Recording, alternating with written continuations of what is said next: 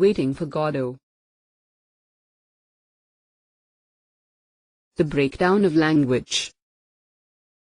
Beckett's plays are concerned with expressing the difficulty of finding meaning in a world subject to change. His use of language probes the limitations of language both as a means of communication and as a vehicle for the expression of valid statements, an instrument of thought. His use of the dramatic medium shows that he has tried to find means of expression beyond language. On the stage one can dispense with words altogether, for instance, in his mime plays, or at least one can reveal the reality behind the words, as when the actions of the characters contradict their verbal expression. "Let's go," say the two tramps at the end of each act of Waiting for Godot, but the stage directions inform us that they don't move. Language ineffective as a means of communication. 10 different modes of the breakdown, or disintegration, of language have been noted in Waiting for Godot. They range from simple misunderstandings and double entendres to monologues, as signs of inability to communicate, cliches, repetitions of synonyms, inability to find the right words, and telegraphic style, loss of grammatical structure, communication by shouted commands, to Lucky's farrago of chaotic nonsense and the dropping of punctuation marks, such as question marks, as an indication that language has lost its function as a means of communication, that questions have turned into statements not really requiring an answer. The breakdown of dialogue. But more important than any merely formal signs of the disintegration of language and meaning in Beckett's plays is the nature of the dialogue itself, which again and again breaks down because no truly logical discussion or exchange of thoughts occurs in it, either through loss of meaning of single words or through the inability of characters to remember what has just been said. In a purposeless world that has lost its ultimate objectives, dialogue, like all action, becomes a mere game to pass the time. Devaluation of language.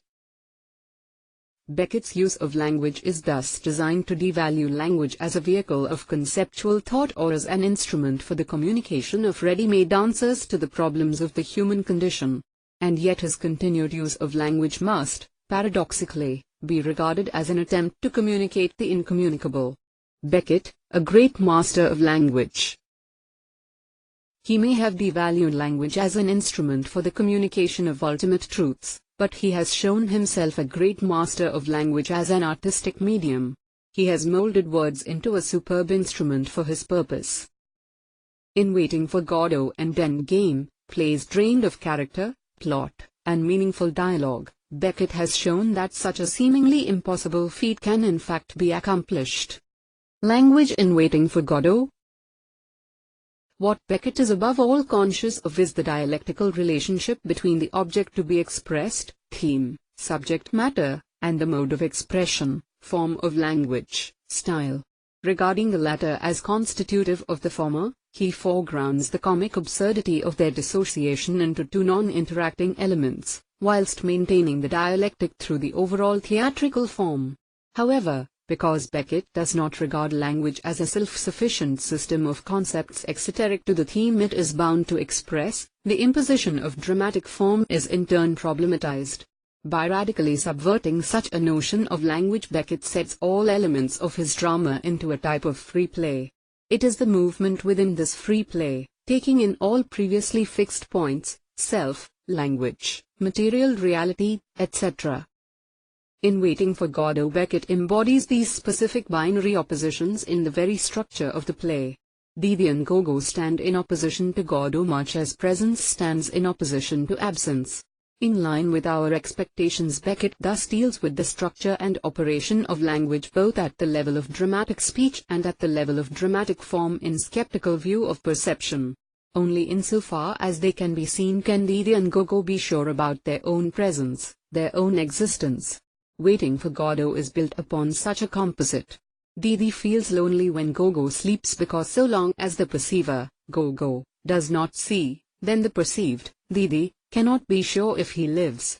The repetition of the word nothing, nothing to be done, nothing to show, etc., does not, then, express their actual situation, so much as their desire to become the nothing.